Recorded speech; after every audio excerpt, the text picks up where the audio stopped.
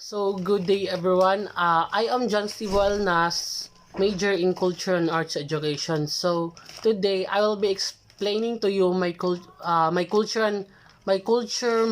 culture map that I made. So, before anything else, I will be defining to you what is school culture.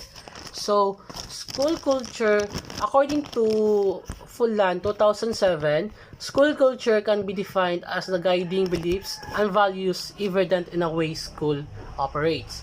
School culture can be used to encompass all the attitudes, expected behaviors, and values that is impact on how the school operates. So, in every school has a unique organizational cultures. The most effective school culture supports great teaching and learning. They empower teachers to communicate, collaborate, reflect, inquire, and innovate. It is also to promote innovations and excellence in education. School culture is made up of connections, core beliefs, and behaviors of the students, families, and educators. In deepening the teaching practices and equipping graduate students with skills to lead positive change in education. Culture directs impacts to success of students and staffs. It embodies the relationships that we create with one another. Great culture encourages active participation. You must shape it and will have a role to play. So now let us proceed to the my school culture map, my 5 characteristics of a school culture map.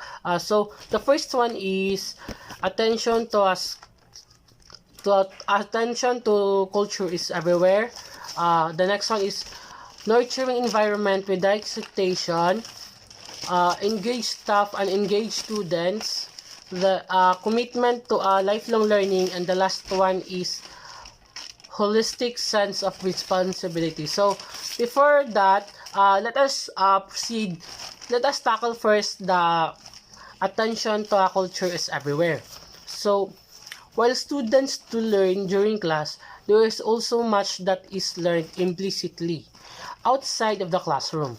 During a school day, a collaborative school where the mission is reflected in each interaction.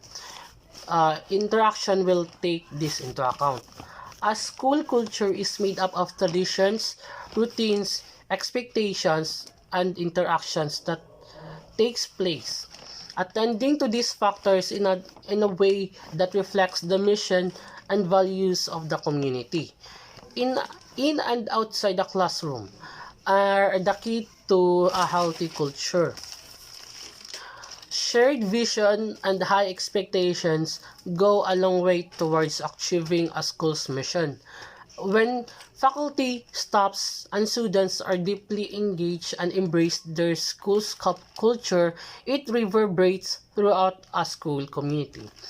So, the understanding that culture deeply influences outcomes and that stewarding culture is shared responsibility of all members of community is the key to having a positive and lasting impact. So that would be all for the attention to a culture is everywhere. So the next one that we tackle is all about nurturing environment with high expectation. So school culture isn't dictated by one person. It is created by community supporting and challenging individuals. In a nurturing environment, not only drives growth but ensures the community members are engaged. A school culture encompasses the perspective and background of its members, as well as the school's environment itself. School leaders who seeks out every opportunity to stretch the skills, goals, and strength of their community. Students, teachers, and parents alike display a commitment to a healthy, nurturing environment. Individual support is important for establishing a nurturing environment. To meet the students where they are and establish a clear, relevant expectations, adopting a student's first mindset and understanding the impact of culture enables teachers to move forward towards academic equity. So that would be all for a nurturing environment with a high expectation. So now let us proceed to engage staff and engage students. So engaged students, there are 4.5 times more likely to be hopeful about future than the disengaged. Students who are reported with high levels of teacher support indicated that they also had high level of engagement. So the point of this is that school culture that promote engagement from students and staffs displays a greater sense of positivity and investment in the institution and its community. Educators who are equipped with the resources and skills to drive change within their schools while echoing the importance of school culture are some of the biggest allies in transforming the education. So that would be all for the engaged staffs and engaged students. So now, let us proceed to a commitment of a lifelong learning.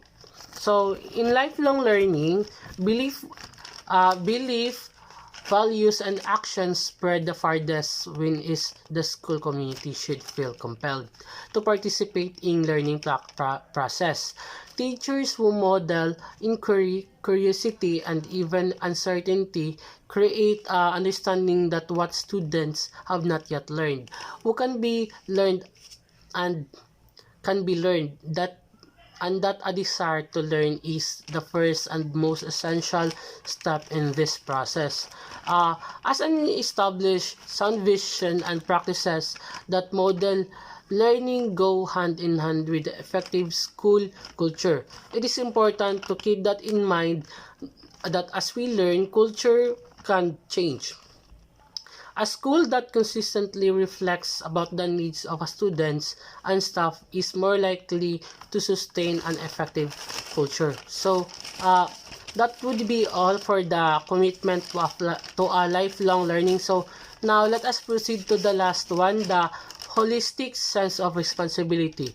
So, when aligned with strategy and leadership, a strong culture drives positive organizational outcomes. Selecting or developing leaders for the future requires a forward-looking strategy and culture. Responsibility for the upkeep of a culture lies with everyone who is impacted by it. Culture embodies the relationships that faculty, staffs, family, students, and administrators create with one another. Schools that are promoted through collaborations beyond the simple division of labor invite contribution from all members of their communities. When this happens, the responsibility for institutional success is equally shared and attended to. And help teachers to build better understanding of a school culture. And to deepen the practices and philosophies that support student success. Enhancing and informing the way school culture, student staff, and transforming the learning across the wider academic community. So, that would be all for my school culture map, which is attention to culture is everywhere. A nurturing environment with high expectation, engage staff and engage students, then commitment to a lifelong learning, and the last one is holistic sense of responsibility. That would be all for my school culture map.